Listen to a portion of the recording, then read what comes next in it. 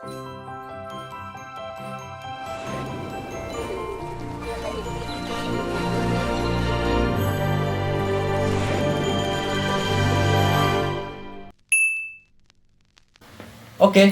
3, 2, 1, and this is YB Class Podcast, and this is spektakuler, sejarah pemikiran ekonomi yang always on, spektakuler. Di sini ada saya Pras, dan saya ditemani oleh rekan saya, Bang Zaki.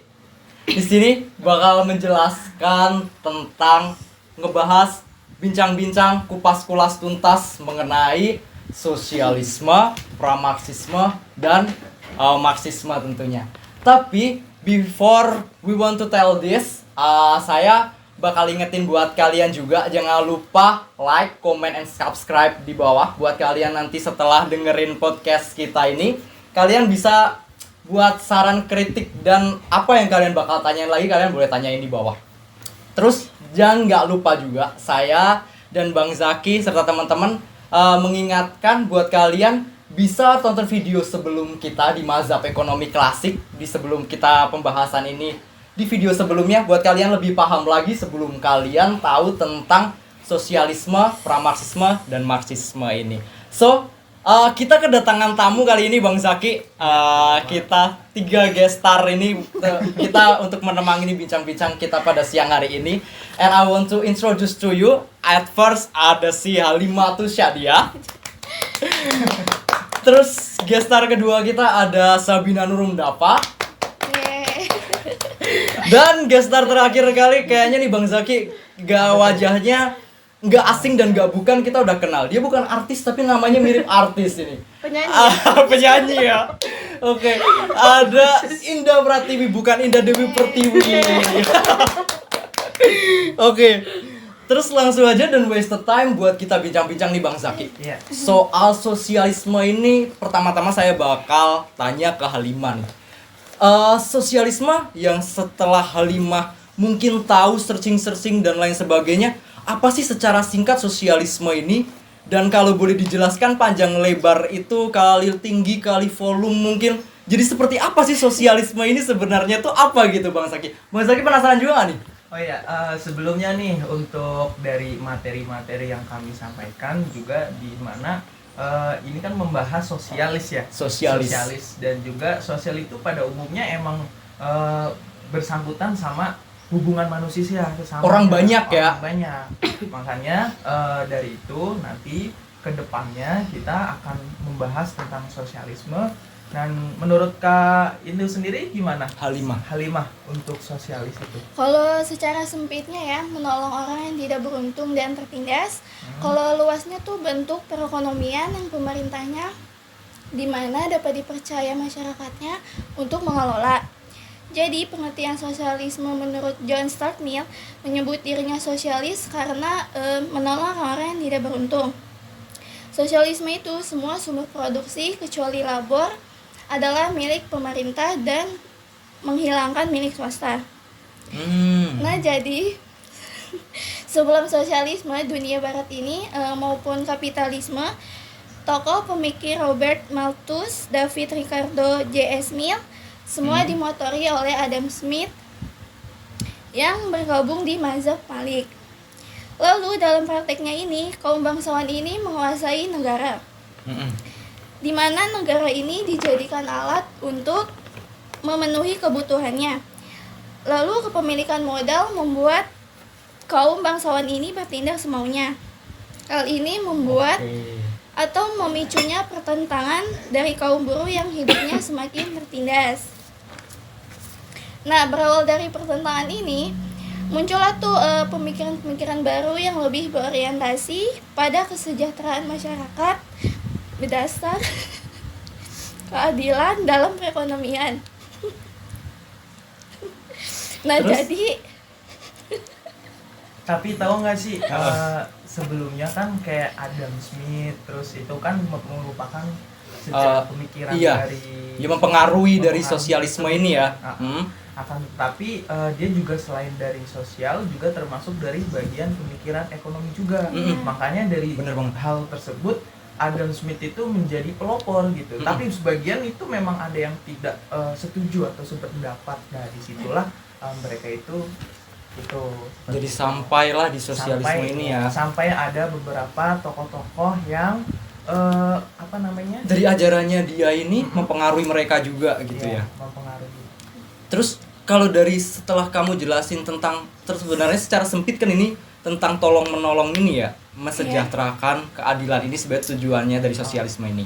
Terus kalau di zaman sekarangnya nih, ada nggak sih negara yang masih menerapkan dari konsep sosialisme ini hal? Oh, tentu saja negara sosialis ini ada 3 negara, yaitu Inggris, Perancis, sama Jerman. Jadi negara sosialis ini dikuasai oleh Partai Tubuh. Sebelumnya, aliran sosialis sebelum Marx ini disebut sosialisme utopis. Utopis, oke. Ya. Nah, aliran sosialisme yang dikembangkan Marx ini digolongkan komunis dan biasa disebut Marxisme. Kalian tahu nggak sih kenapa disebut Marxisme? Kenapa tuh? Enggak, Ada yang tahu kenapa? nggak? Enggak ada yang tahu. Makanya justru makin penasaran nih setelah kamu jelasin nih. Jadi disebut Marxisme ini karena jasa Marx ini sangat besar dalam mengembangkan dan mempopulerkan aliran sosialis komunis. Oh, ternyata gitu. Intinya, semua aliran membahas mengapa dan bagaimana pola produksi kapitalis telah mengubah formasi sosial ekonomi masyarakat prakapitalis, mengapa terjadinya permiskinan, penyengsaraan, dan lain-lain. Bukannya proses pembangunan kemajuan. Jadi gitu teman-teman, tentang sosialis. Sosialisme, oke. Ya. Terus setelah aku kayaknya udah agak dapat pencerahan nih saya sendiri nih sekarang. Terus saya makin penasaran lagi nih setelah dari sosialisme ini. Tadi si Alima udah ngejelasin panjang kayak lebarnya. Saya mau merujuk ke kanan sedikit nih. Ada gestar kedua kita, Sabina Nurung Dapa. Dapa ya biasa dipanggil ya. Dapa aja. Oke, dari sosialisme utopis tadi yang udah dijelasin sama si Halima. Itu tuh sebenarnya di dalam sosialisme utopis ini itu ada tokoh-tokohnya kah? Terus dari tokoh ini tuh mengajarkan ada karyanya apakah yang dihasilkan dari dia sehingga dia itu kayak apa ya, mempengaruhi dari sosialisme utopis ini ajaran-ajaran apa sih dari karyanya dia itu yang sampai mempengaruhi sosialisme utopis ini, bisa jelasin ke kita nggak nih buat kita lebih benderang lagi nih. Iya nggak sih Bang? Boleh. Jadi Boleh, saya akan coba. menjelaskan sedikit tentang sosialisme utopis ini. Awal mula pemikiran sosialisme utopis ini adalah sosialisme modern, tapi ini baru angan-angan ya. Angan-angan. Iya, baru angan-angan dan Impian. diperkenalkan oleh Karl Marx. Karl Marx. K-A-R-T-M-A-R-X. Karl Marx, bukan Kang Marx ya, bukan Kang Marx ya. Karl Marx. Oke. Terus kita lanjut nih ya. Jadi ini tuh diambil dari diambil dari Pulau Utopia. Utopia. Iya, Utopia. Kayaknya nggak asing ya sama Kayak namanya. lagu ya. Lagu band. Oh, Yang gini. bukan band. Tirai itu hujan. lagu. Oh, itu lagu. Oh, bukan itu. Kita bahas Utopia ini mengenai impian tapi bukan impian yang di band itu ya. Oke. Bukan. Ke sejarah pemikiran ekonominya ya yang diajarkan dia. Oke. Boleh Jadi lanjut. diambil dari Oke. Tapi kalau boleh ya. tahu Apa? itu bagian dari Afrika ya? Utopia. Iya, benar. Oh iya. Ya, oke. Silakan. Lanjut. Silakan. Cuman Nih hanya aja sebagai- iya, dia Oh, penasaran iya, aja nih. penasaran. Semakin penasaran kan, makanya kita dengarkan penjelasan dari Ya, Dapa. boleh silakan. Jadi Pulau Utopia ini terus oleh Thomas More. Thomas Bukan More. tumor. Oh, bukan tumor. Thomas More. Thomas More. Gak boleh disingkat ya Nggak nama boleh. orang ya. Iya. Masa mau Dia bukan disingkat? pelawak soalnya. Iya, bukan. This is tokoh sejarah dari sosialisme utopis ini. Utopis. Siapa? Thomas More. Thomas Oke. More ini Kita ingat tapi bareng-bareng Thomas More. dia itu memiliki kisah yang kelam, kasihan gitu. Apa itu? Dia tuh dipenggal sama Raja Henry. Innalillahi wa inna ilaihi rajiun. Dipenggal. Boleh dilanjutkan ceritanya. Kita Gini. tadi sebenarnya niat kita pengen bahagia tapi kita pending dulu sebentar ya. Karena ini ceritanya sepertinya duka nih, kita dengerin dulu. Nah, jadi si Thomas More ini dipenggal oleh Raja Henry ke-8. Kenapa dia dipenggal? Karena dia tidak ingin melakukan sumpah samproisme gitu. Jadi kayak sumpah kalau misalkan dia sumpah nanti kerajaan itu diambil alih oleh kerajaannya si Raja Henry ke-8 ini. Oh gitu. Iya, dia tuh seorang pendeta. Pendeta. Pendeta terkemuka pada saat. Si Thomas More-nya ini. Iya, si Oke. Thomas More. Thomas More. Dan lalu ketika dia tidak melakukan sumpah itu, lalu Raja Henry melakukan pemenggalan di Tower of London. Jadi dia dipenggal karena nggak nurutin permintaan si Raja Henry ke-8 ini. Sedih banget. Iya, dan sebelum dia dipenggal, dia mengatakan kata-kata terakhir yang menyentuh hati. Dia bilang gini, saya mati sebagai hamba raja yang baik, terutama kepada Sang Tuhan, Sang Pencipta. Sampai detik terakhirnya pun dia masih meninggalkan kata-kata mutiaranya Iya, dia ya. iya. Oke. Dan sebenarnya Raja Henry ini emang hobi menggal-menggal pala orang ya. Istrinya pun dipenggal, kalian tahu gak sih? Astagfirullahaladzim. Ratu Anne Boleyn. Anne Boleyn Itu Queen of belum England. pernah. Ya, jadi dia itu adalah istri kedua dari Raja Henry ke-8. Dia dipenggal karena waktu zaman kerajaan itu kan fitnah itu selalu bertebaran ya. Benar banget. Dia difitnah karena katanya dia tuh mempunyai hubungan gelap oleh kerabatnya sendiri. Padahal itu hanya tuduhan. Berarti Iya. belum pasti Belum dong. pasti. Oke. Dan akhirnya dipenggal oleh si Raja Henry ini. Dan untungnya juga Anne Boleyn melahirkan seorang putri. Putrinya menjadi seorang ratu di era keemasan, namanya Ratu Elizabeth I. Tapi kan kita lagi nggak cerita tentang raja nih. Iya, bener. Tapi buat yang penasaran, boleh disarankan, nggak ada iya. saran nggak boleh nonton di mana? Ada filmnya tentang Ada Raja Henry filmnya. ke-8 ini, namanya The Tudors. Kalian bisa tonton. Catat, film kalian itu ya. boleh tonton Ada itu season buat kalian 1, lebih 2, tahu tentang ceritanya yang lebih Ceritanya mendalam. lebih Tapi kita di mendalam sini Raja Henry. membahas tentang pemikiran ekonominya. Jadi kita cukupkan sampai di sini tentang Raja Henry dan ke-8 dan si Thomas More ini. Thomas More Jadi, ini. sekilas yang saya tahu tentang sosialisme utopis. Utopisnya dari ajaran Thomas Dari More ajaran tadi ya. Thomas More itu. Ya.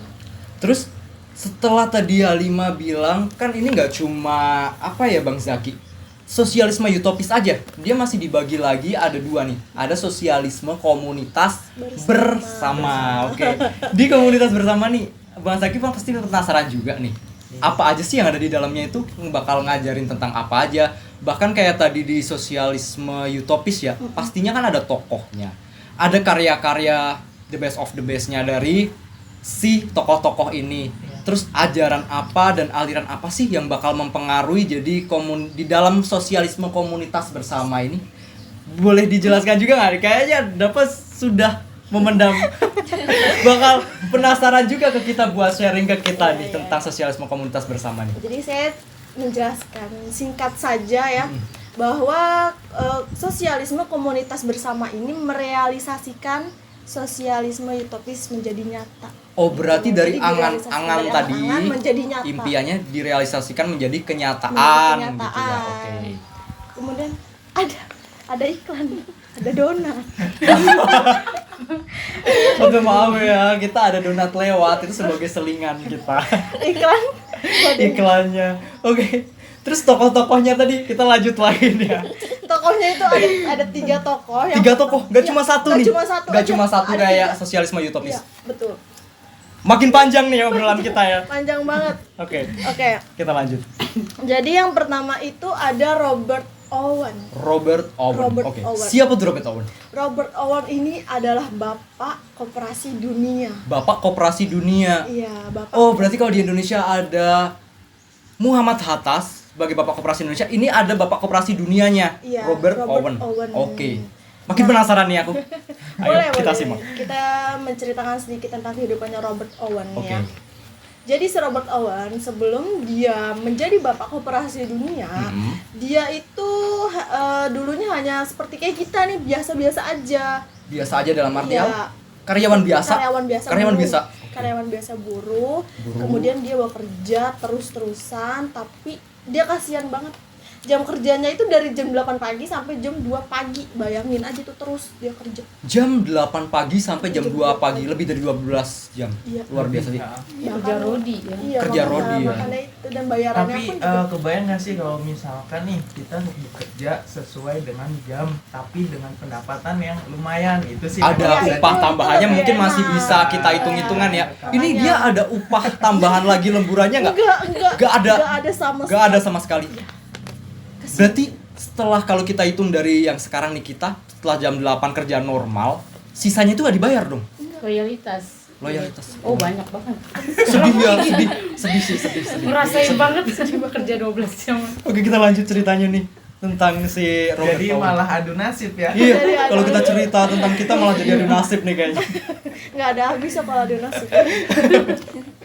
Iya, Oke. silakan dilanjut, mungkin teman-teman masih penasaran nih ke depannya. Robert ceritanya Owen tadi. Robert Owen tersebut. Ya, jadi dia itu karena dia bertekad kuat dan dia nggak pernah ngeluh apapun, pernah ngeluh. akhirnya dia bisa menjadi seorang pengusaha. Dia itu dari perintis ya, Oh, bukan dia pewaris tapi dia tuh perintis. garis bawahi, catut bawahi, pewaris. Ah, Perintis, perintis. bukan pewaris. Oke, perintis bukan pewaris. pewaris gitu. Dan setelah dia menjadi orang yang sukses, menjadi bapak koperasi dunia, dia memperkerjakan orang-orang dengan sangat layak, bahkan memuliakan karyawannya itu. Dengan salah satunya adalah dia tidak membuat jam kerja yang full. Jadi dia misalkan contoh karyawannya itu dikerjain dari jam 8 pagi sampai jam 4 sore atau enggak jam 6 sore. Seperti itu, Oke. enggak yang seperti dia seharian tapi dibayar tinggi. Digaji tinggi, itu enaknya. Udah Di zaman jamnya fleksibel banget. Iya, Terus dibayar dibayarnya dengan tinggi. Oke. Dan ada satu lagi, dia itu memberikan tunjangan kesehatan kepada karyawannya. Mungkin kalau kita sebut sekarang BPJS kali ya. BPJS, asuransi kesehatan gitu ya. Iya, asuransi kesehatan gitu. Ya, itu enaknya dia tuh di situ. Jadi itu adalah sekilas dari Robert Owen. Berarti kalau dibandingkan di Indonesia sekarang, DPR kayaknya boleh deh belajar dari Robert Owen nggak sih? Boleh ya, boleh, silakan bekerja. Mungkin mereka lebih tahu ya arti memanusiakan Manusia dunia. ya, manusia kan Iya, manusia. kita Terus pakai. tunjangannya digunakan secara benar untuk kesejahteraan Iya. karyawan-karyawannya dia. Iya. Berarti sosialisme ini kerennya dia benar-benar mengacu kepada kesejahteraan pekerjanya dong. Kerjanya tentu. Heeh. Tentu. Nah, Jadi menurut kamu Indonesia sekarang mengalami kemajuan atau kemunduran nih kalau kayak gitu?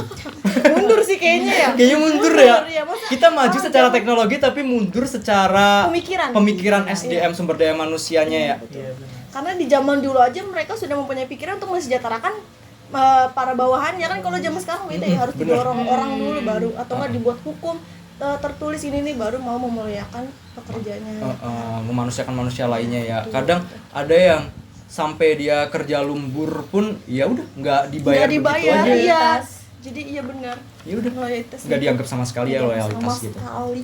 Oke, dilanjut lagi nih. Mau gak ada dua Oh. tokoh lagi nih, sisa dua tokoh. Mau banget, masih ada 2 tokoh lagi.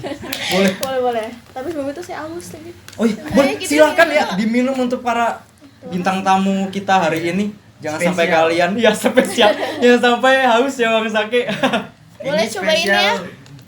Buatan Pak Son Haji. Tapi enak loh.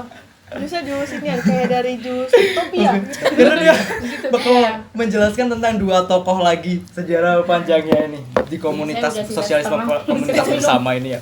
Oke, lanjut. Tokoh yang kedua Oke. ada Charles. Charles. Carlos. Fortier. Iya. Iya, Iya. itu Charles Iya atau sih. Carles ya. Carlos. Susah sih nama orang luar negeri ya. Nah, Carlos Kayak gitu. Fortier ya. Iya, dia ini adalah pewaris ya, mungkin bisa disebutkan beda perintis dia. Oh, dia pewaris. Kalau dia Iya, bedanya ini nggak kayak Robert Owen ya. Apa namanya? Pendiri Palangos. Palangos atau Palangos. kalau kita sebut itu Palangos adalah mes ya. Mes. Mes. Oh, bentuknya mirip mes begitu. Iya, Oke. seperti itu. Gambarannya. Dia itu mempunyai mes yang begitu besar yang menampung ribuan orang di dalam tempat itu. Dan itu ada sih bayangan. bertepatannya itu dikelilingi oleh kebun pertaniannya sendiri. Kebun pertanian. Berarti bisa dibilang kayak ini ya Bang Zaki. Apa tuh? Tempat transmigrasi nggak sih? Tapi Bisa. mungkin tempat tinggal mesnya lebih besar daripada rumah transmigrasi. Iya nggak sih? Iya, Iya kan ya, bisa dalam dibilang bayangannya ya. gitu, ya. Nah, kalian bayangin aja ngayal sendiri. Iya ya. kayak sendiri lah, kita utopis sendiri lah. Nanti ada editornya gitu, kita Oh. ngayalin. Nah, dia ini juga mempunyai pemikiran yang baik juga ya terhadap karyawannya. Dia itu memberikan setiap tahunnya itu tunjangan yang sesuai dengan kinerjanya karyawannya masing-masing. Misalkan karyawan A mempunyai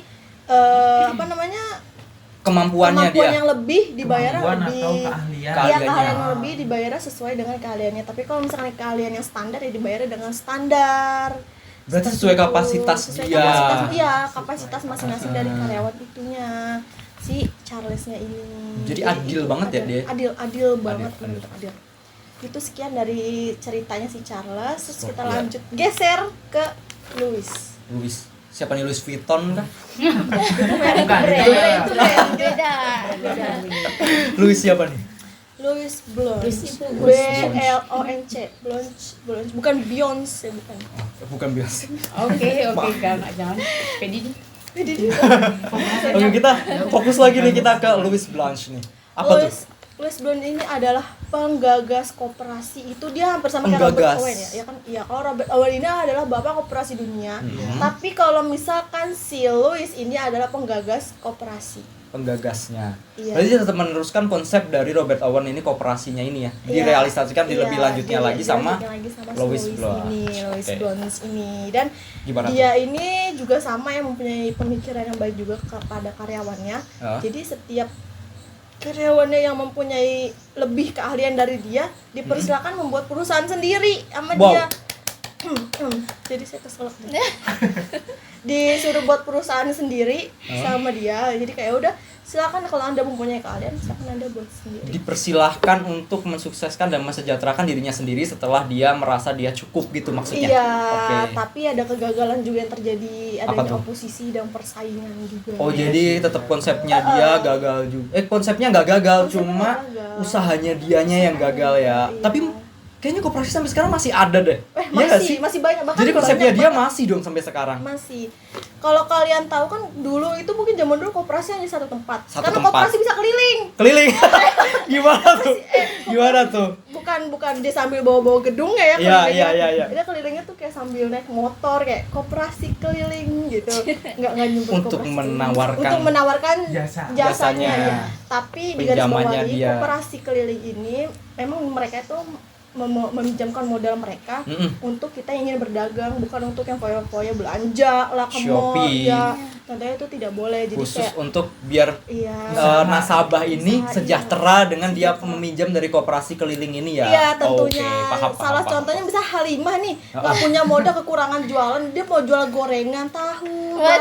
Tapi kayaknya si Ida lebih berminat untuk pinjam deh. Kayak Dia dari sebenarnya sedang muka-mukanya memikirkan cara bagaimana untuk meminjam di koperasi keliling ini ya, saya melihatnya. Anda tertarik dengan Ada tertarik sepertinya itu. Iya. Dengan ada koperasi keliling ini kan juga memang memudahkan orang-orang untuk mendapatkan uang, tapi ya bayarnya juga harus tepat waktu. Dari Iya. gagasannya si Louis Blanche Berarti ini. hal ini perlu digarisbawahi ya, harus tepat waktu. Iya harus tepat tepat waktu. waktu. Iya gitu kok. Itu namanya koperasi keliling. Tapi memang ada untung dan enggaknya sih. Enggaknya kan kebanyakan jadi zaman sekarang orang-orang kelilit koperasi juga ya. Jadi kredit utang ya Iya. jadinya. Karena memang ada yang benar-benar butuh, ada yang enggak, tapi tetap make koperasi keliling itu gitu. benar. Terus ada lagi nggak? Kayak saya hanya menjabarkan setengah. Berarti cukup segitu dari sosialisme komunitas Bersama. ini. Terus aku mau lanjut lagi nih. Kok aku jadinya? Saya mau lanjut lagi nih Bang Zaki. Bang Zaki ada yang mau ditanyakan nggak sama Indah seputaran setelah dari sosialisme utopis dan komunitas bersama ini? Tadi kita bahas sosialisme udah. Pramarxismenya itu di sosialismenya sebelum Marxisme ini udah. Terus Udah. pastinya Bang Zaki kan bakal penasaran sama Marxisme itu apa betul kan? banget. Nah, seperti kita ketahui ya, biasanya sebelumnya kan kayak kita yang udah dijelasin sosial, biasanya kita kan sering mengetahui di negara-negara mana yang masih menjalankan kebijakan dari ekonomi sosialis. Nah, kan ada sekarang untuk saat ini nih di dunia ini Saat ada ini dua banget. negara terkuat, yaitu adalah Cina dan Amerika. Amerika. Ya, ada yang tahu kan? Iya. Nah, Cina perang dagang dengan Amerika. Cina mengadopsi sosialis dan Amerika liberalis.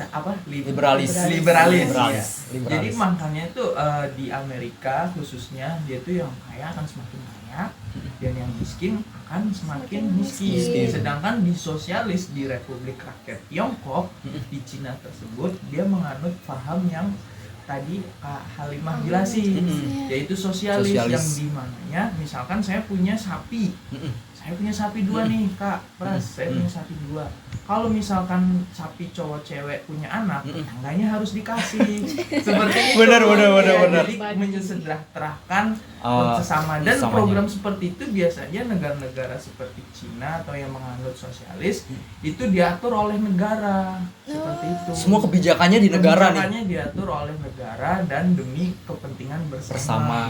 Seperti itu, makanya di antara dua adidaya terkuat ini antara Amerika dan Cina emang sedang ibarat kata berantem gitu ya. Karena dia untuk mengambil hati masyarakat dunia gitu loh. Maksudnya kalian mau bercondong ke saya atau mau bercondong ke dia gitu.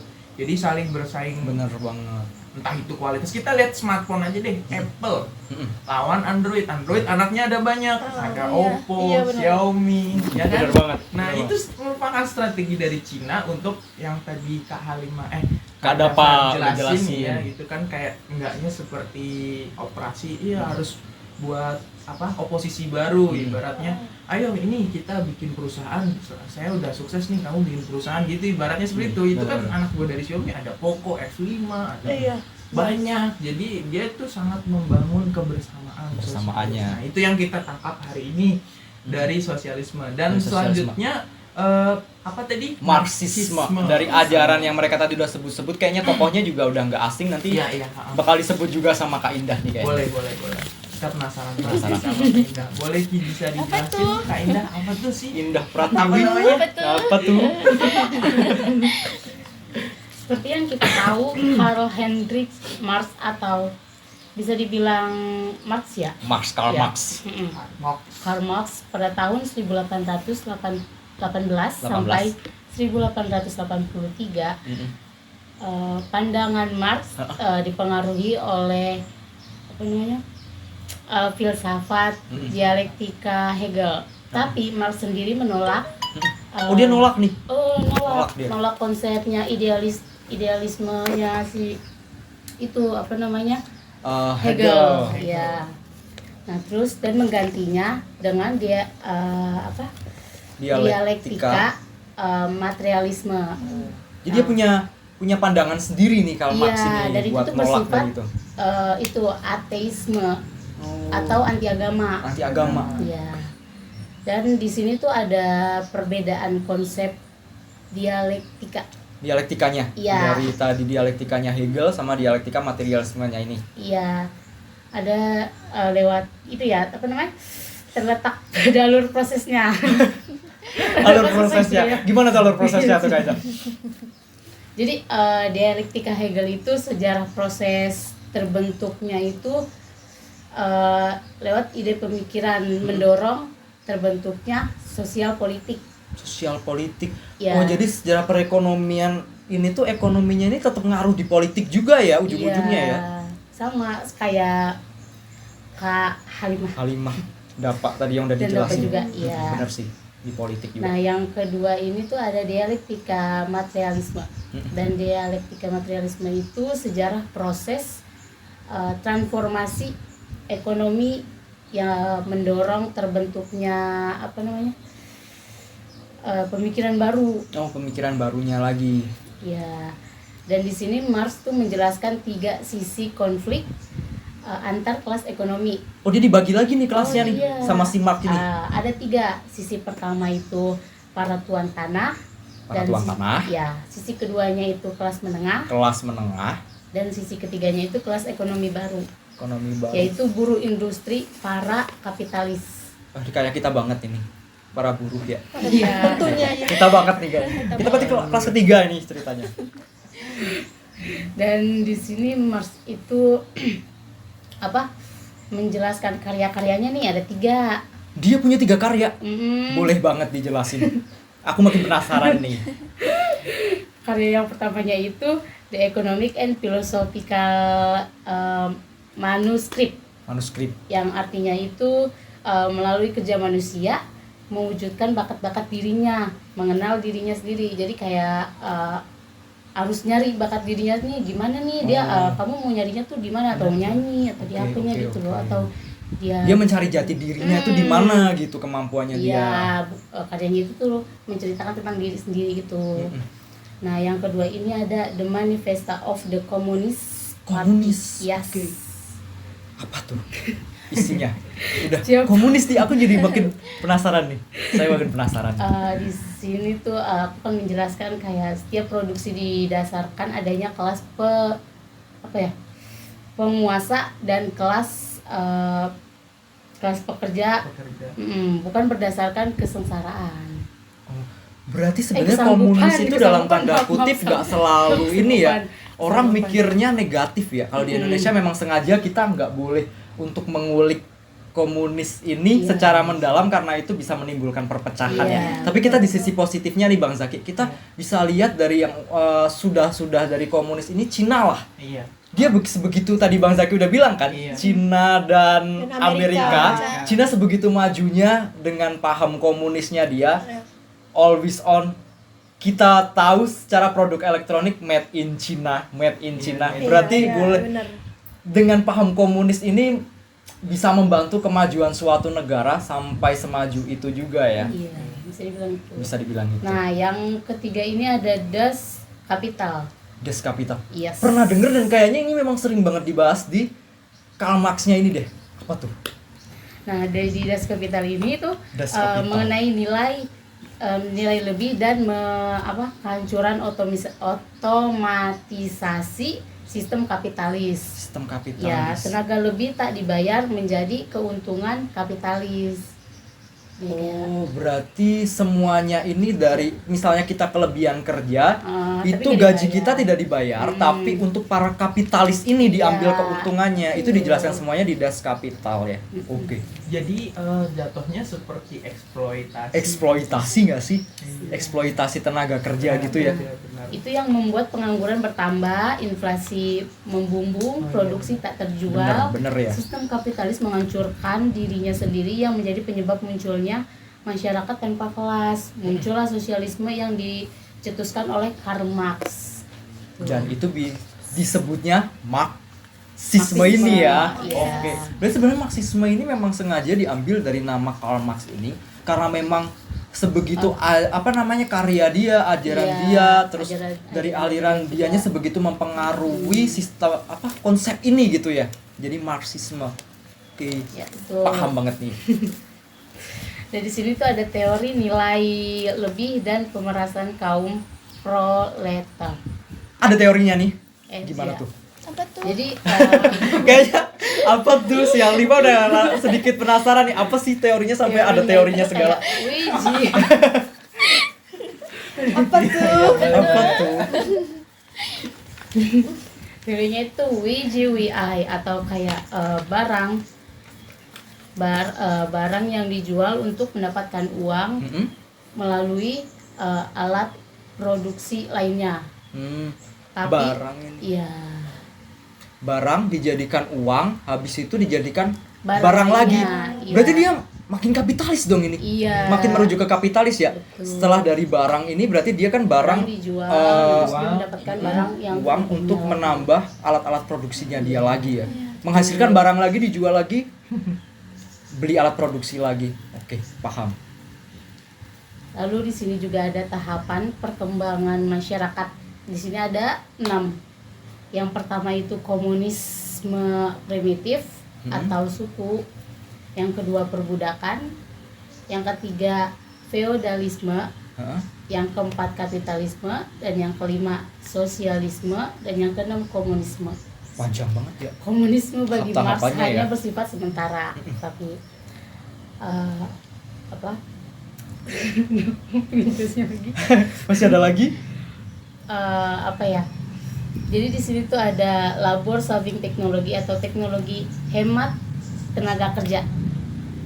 Sehingga sebelum bangkrut perusahaan kapitalis mengeksploitasi kaum buruh kondisi Kondisi apa tuh? Kondisi para pekerja Iya, dieksploitasi kerja. oleh Ketika masa perusahaan. itu menyebabkan kelebihan penawaran. Rendahnya permintaan pasar diakibatkan oleh jumlah gaji yang diterima rendah. Oh. Jadi diterima Jadi rendah. overproduksi, Iya. tetapi peminatnya sedikit. Sedikit. Seperti itu maksudnya. Oke. Jadi setelah itu berarti terjadi kayak kebangkrutan dong. Iya, jadi daya beli Nggak laba masyarakat dong tuh ini. mengalami penurunan. Pendapatan sedikit, Sedikit. produksinya Produksinya banyak. mau diapain nih? Ibarat Iya. kita misal mau beli sesuatu yang kebutuhan kan ada yang diutamakan, tersier atau Iya. pelengkap seperti itu. Pelengkap. Kan. Kalau kebutuhan pokoknya yang pertama terlalu mahal, otomatis mahal. daya beli akan menurun. Bener Seperti banget. itu. Makanya ini mungkin teori menjadi salah satu acuan bagaimana kalau penawaran yang terlalu tinggi maka permintaan akan Nah, Permintaannya akan turun. Jadi sehingga terjadilah kesesuaian di pasar ini ya nggak sih Bang Zaki ya? Buat kita bisa membeli sesuai kebutuhan kita. Terus pabrik juga memproduksi hasil produknya sesuai dengan permintaan. Jadi seimbang nih. Jadi ada di Seimbang. tengah-tengah gitu. Dari tengah-tengah nih kita Nah. seimbang. Tapi berarti memang benar konsep dari sosialisme, pramarxisme sampai ke marxisme yang tadi terakhir Iya. kali dijelaskan oleh gestar kita Kak Indah ini Iya. bener-bener sampai sekarang masih berlaku ya konsepnya. Hmm. Harga di pasaran HP masih bisa menyesuaikan. Dari Cina masuk ke Indonesia masih bisa. iPhone masuk ke Indonesia masih bisa ada yang beli walaupun harganya tahu lah ya iPhone ya, tapi masih ada kan yang beli kan. Tapi kualitas Contohnya sih. saya. Kualitas. Ibarat kayak misalkan dari segi elektronik dari Amerika emang bagus. Cuman dia tahan lama juga. Tahan Karena lama. kalau dari Cina biasanya umur pendek 5 tahun biasanya udah Iya, kurang. Selek. Iya, Kurang. harus kurang. harus diganti. Tapi kita taunya Itu kan biasanya plus semua minusan. elektronik biasanya Cina ya. Tapi Tapi mbak produk semuanya juga Cina Cina. juga murah-murah gak sih ya? Iya. Iya, Harganya itu dia. terjangkau. Itu Dari dia. Masuk. Tujuan utama sasaran ke Indonesia karena kita memang banyak banget buat gampang digait dari pasar ekonominya itu tadi. Mungkin gitu. teman-teman di rumah Mm-mm. pasti juga mengetahui, ibu kok bisa sih Cina jual yang menganut bukan Cina aja ya, maksudnya bukan Cina aja. negara yang Semua menganut negara. sosialis. Sosialis. Kenapa dia bisa menjual murah gitu kan? Mm-mm. Targetnya adalah merebut hati masyarakat konsumsi dunia, maksudnya konsumen dunia gitu loh. Ayo nih beli di saya aja murah, barangnya juga gitu. Cuman kualitas tadi Iya. gitu. Mungkin teman-teman di rumah juga bisa melihat dari segi itunya. Mungkin kalau dari barang yang produktivitasnya, maksudnya kualitasnya Kualitasnya bagus, pasti bagus. juga ada harga dong. Ada harga pasti. Cuman Iya. kita kan kembali lagi sama teman-teman juga kita ngukur. Ya ngukur sesuai dengan gitu. kemampuan kita untuk membelinya itu ya. Benar banget. Oke. Nah, ini ada akibatnya nih Akibat. gara-gara banyaknya kelebihan jumlah produksi. Jadinya tuh Akibatnya. kaum buruh inilah yang menimbulkan masa revolusi sosial. Ada penghapusan hak milik atas tanah, terus juga ada penggunaan hak sewa atas tanah untuk kepentingan umum. Terus ada juga program pajak pendapatan progresif. Dan ada juga penghapusan segala bentuk hak pewarisannya. Pewarisan dihapus Iya, demi untuk kesejahteraan bersama yang Marx inginkan ini ya, capai ini ya. iya. Ketika semua proses pembangunan pada masa revolusi sosial tersebut dilakukan, maka hilangnya perbedaan kelas sosial di lingkungan masyarakat. Hasil kegiatan produksi berada di tangan masyarakat, dinamakan komunisme penuh. Komunisme penuh. Iya. Negara membagi faktor produksi tanah, mesin, gudang, dan sebagainya kepada seluruh lapisan masyarakat. Sehingga secara perlahan peranan negara akan menghilang dan setiap lapisan peranan negara akan menghilang. Dan setiap lapisan masyarakat akan bebas berinteraksi dalam melakukan kegiatan perekonomian. Jadi nggak ada kesenjangan sosial ya di sini ya, Bang Iya, Zaki ya, iya, benar ya. benar banget. Semuanya dibagi rata, disejahterakan untuk rakyat itu gitu. Untuk para pekerja buruh ini kok rakyat ya. Iya. Para pekerja buruh ini. Jangan menyinggung rakyat. Iya, jangan menyinggung rakyat. Ntar ada yang singgung nih soal rakyat nih. Indonesia sekali soalnya ya. Tentu. Dan di sini tuh ada perbedaan komunisme dan kapitalisme. Jadi Komunisme jangan- dan kapitalisme. Jadi ada bedanya dong. Cina dan Amerika banget dong ini. Iya. Bener. Atau Bener komunis ya? Emang sebenarnya yang dari kapitalis. pemikiran negara-negara besar tersebut ngambilnya dari pemikiran seperti ini. Iya. Jadi sebegitu mempengaruhinya Marxisme Iya, ini ya benar, di benar. kedua belah negara besar ini sampai seadidaya ini sekarang ya. Oke, boleh lanjut nih Kak Ida. Iya. Makin penasaran nih saya nih. Kalau untuk Marxisme sendiri itu dia tuh beda dengan komunisme karena Marxisme merupakan sebagian dari komunisme. Sementara komunisme lebih daripada hanya Marxisme. Komunisme itu berideologi atau Marxisme Leninisme, perebutan kekuasaan oleh Partai Komunis, Partai Revolusioner yang terdiri dari kaum intelektual yang menyebarkan kesadaran sosialis. Atau bisa dibilang tuh memperlihatkan diri sebagai pewaris sah ajarannya Marx. Nah, salah satu cabang sosialisme adalah sosialisme Marx atau Marxisme. Maka Marxisme adalah sosialisme, tetapi tidak setiap sosialisme adalah Marxisme. Sosialisme adalah penerus kapitalisme. Ia akan membangun dirinya dengan memanfaatkan kemajuan-kemajuan yang telah dicapai oleh kapitalisme. Semua yang diharapkan Marx dari Marxisme adalah kedamaian dan kesejahteraan. Berarti seperti yang kita udah bincang-bincang tadi sebegitu panjangnya ya. Intinya itu yang diharapkan dari sosialisme, dari pra-Marxisme sampai Marxisme ini tetap nomor satunya itu sebenarnya kesejahteraan. Jadi semoga kita juga sebagai buruh jadi semakin ke depan semakin sejahtera gitu ya Bang Zaki ya. Betul banget. Jadi ada permusyawaratan bersama gitu dalam kesejahteraan. Harapan dari ini itu sebenarnya. Iya. Terus kedepannya untuk kita kan sudah apa nih, teman-teman juga di rumah juga mengetahui kan apa yang tentang dijelaskan sama Halimah, Dafa, Indah. Kita juga makin tahu bahwasannya kedepannya sejarah pemikiran-pemikiran yang dahulu itu sangat bermanfaat banget. Makanya dari Cina mengadopsi sosialis, Amerika mengadopsi liberal. Cuman di antara kedua negara tersebut kan ada plus minusnya. Tergantung dari kita sebagai masyarakat konsumen dunia ya maksudnya. Kita mau milih mana terserah deh gitu. Dia cuman berebut hati simpati. Tapi di Indonesia kayaknya lebih kecampuran gak sih? Kita menerapkan semua itu, menyaring semua itu, tapi terlalu banyak yang disaring jadi kita mungkin agak bingung sendiri. Tapi biarlah itu urusan pemerintah. Kita hanya mencoba untuk menjelaskan tentang sosialisme ini dan harapannya ya tetap kita semoga kedepannya jadi buruh yang sejahtera seperti yang diharapkan, seperti utopis dari Robert Owen, Charles Fourier, dari Louis Blanc sampai ajaran Marx ya. Jadi kesimpulannya kita belajar dari sejarah yang ada di Inggris, Prancis maupun Jerman.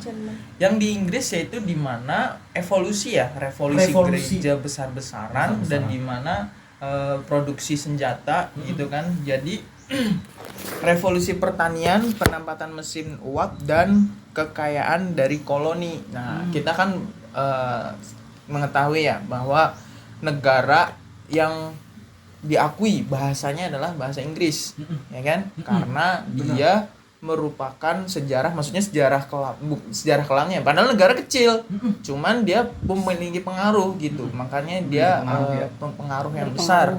Untuk kita bisa memasarkan produk kita, we must to be can English, itu termasuk dampak dari koloni tersebut. Pemikiran ekonomi ini ya. Sebegitu ngaruhnya negara kecil, tapi seluruh dunia jadi bahasa yang wajib dikuasai untuk kita bisa menguasai pasar ekonomi dunia. Ya Bang Zaki ya. Benar banget, masalahnya di sini kan Inggris telah menjajah sebagian besar negara ya, padahal zaman dulu kan ada bangsa Romawi ya. Iya, tapi kan karena mungkin ketidakstabilan ekonomi antara dunia ini kan luas ya, dibagi karena ada peperangan saudara bangsa Mongol, bangsa lain. Tapi kenapa Inggris di sini yang lebih diutamakan dan sampai saat ini bahasanya kita pakai? Kenapa bukan bahasa Itali? Kalau Itali tanya gini dong. Iya begitu palanya. Iya, makanya kenapa kok bukan Remo, padahal Romawi bisa seperempat atau setengahnya menjajah itu kan, atau bahasa Mongol. Karena itu revolusi dan pemikiran dari ahli-ahli para sejarah Inggris tersebut. Jadi makanya dia berdagang lah atau kekayaan dari koloni tersebut gitu kan. Makanya dia menemukan sebuah benua di mana yang sering kita lihat itu benua Amerika gitu kan. Tapi Bang Zaki, sekedar informasi, saya pernah baca juga nih, setiap negara yang pernah dijajah Inggris itu kita tahu kan, pasti negaranya semaju itu sampai detik ini. Iya. Australia. Betul. Dan bahkan mereka untuk menghargainya di bendera negara mereka pun ada cuplikan British. bendera British Inggrisnya. Dan itu karena perekonomian itu juga kah? Iya. Iya ya. Jadi sebegitu mempengaruhinya Inggris ini sampai detik ini pun sesejahtera itu gitu. Karena dari pemikiran-pemikiran tersebut, jadi dia oh ya, maksudnya yang kata Kak Dava ini tadi yang silakan bikin usaha gitu. Yang untuk bikin usaha sendiri itu ya. sudah menjalar masuk ke politik, Mereka ke dapat sosial, hukum untung, gitu ya. tapi mereka juga nggak membuat kita buntung gitu ya, Iya. seperti Iya. bukan Agus Buntung sih. Kita buntung di sini, buntung di, maksudnya kita bukan benar-benar dipekerjakan secara rodi, kita diambil, dieksploitasi seperti yang udah teman-teman tadi gestar kita sampaikan, tapi kita juga disejahterakan secara ekonomi ini gitu ya. Iya. Jadi kan di antara faktor Inggris tersebut kan ada negara Prancis juga kan termasuk Prancis. terpengaruh dari Inggris dan juga Jerman akibat perang yang telah lampau gitu kan. Kesimpulannya dari ketiga negara tersebut itu adalah yang pertama adalah revolusi industri. Revolusi industri yang dipengaruhi kondisi sosial masing-masing negara. Jadi setiap Inggris, Prancis, Jerman memiliki pengaruh sosialnya sendiri. Nah, jadi yaitu memiliki kemajuan di bidang teknologinya gitu. Jadi untuk membuka mata dunia, oh ini ternyata teknologi seperti ini, seperti kayak misalkan Jerman kan bisa membuat tank gitu. Benar kan, banget. bagus gitu. Makanya dari pemikiran dipasarkan lagi untuk buat ekonominya ini iya. mempengaruhi dunia lagi gitu Iya. ya. Bahkan sampai saat ini pun Jerman masih mempengaruhi dengan otomotifnya. Seperti BMW, Mercedes-Benz, Oh iya. itu kan termasuk produk dari Jerman juga. Benar. Sampai saat ini juga masih itu. Dari Inggris ada Royal Royce. Royal Royce. Royal Royce seperti itu. Mobilnya Dewi Sandra. Prancis dari pakaiannya. Dipakai. Yes. Iya. Ini buat yang ciwi-ciwi, L'Oreal Paris pasti nggak asing kan buat make up dan secara fashionable pasti tahulah para girls ini. Ya mungkin itu aja sih dari pendapat narasumber kali ini kita bintang tamu guest star kita ya. Oke, teman-teman, podcast kita sepertinya udah sampai di sini nih. Tapi jangan kalian bosan-bosan. The next WB Class podcast bakal tetap berlanjut sampai the next. Nanti kalian jangan lupa juga gua saksiin pemikiran-pemikiran sejarah ekonomi selanjutnya lagi. Kita cukupkan sampai di sini. Kita pamit undur diri. Terutama kita Bang Zaki ngucapin Benar makasih banget. banyak buat para Terima kasih guest buat kita ya. Tepuk tangan dulu dong. Buat hari ini karena mereka benar-benar sudah menjelaskan sosialisme, pramarxisme, marxisme, jadi kita ada bayangan utopisnya dari tadi yang udah kita bincang-bincangin. Jadi tadi. pengaruh pemikirannya itu sampai saat ini Sampai kita saat rasakan ini. Iya, gitu masih. loh. Kita rasakan. Seperti kayak Cina yang tadi saya Cina, sampai Amerika. singgung Amerika gitu sampai saat ini. Makanya pentingnya pemikiran Penting banget kayaknya. tersebut. Ya. So kalian jangan bosan-bosan. The Dan next bosan-bosan kalian masih belajar sejarah. Iya. Stay watching and listening. Kita pamit undur diri. Wassalamualaikum warahmatullahi wabarakatuh. Bye. Maaf Pak, makasih kita cukupkan sampai di sini. Matiin aja. Itu kameranya kocok yang dimatiin. Gak apa-apa, jangan dimatiin. hari ini yang luar biasa ya.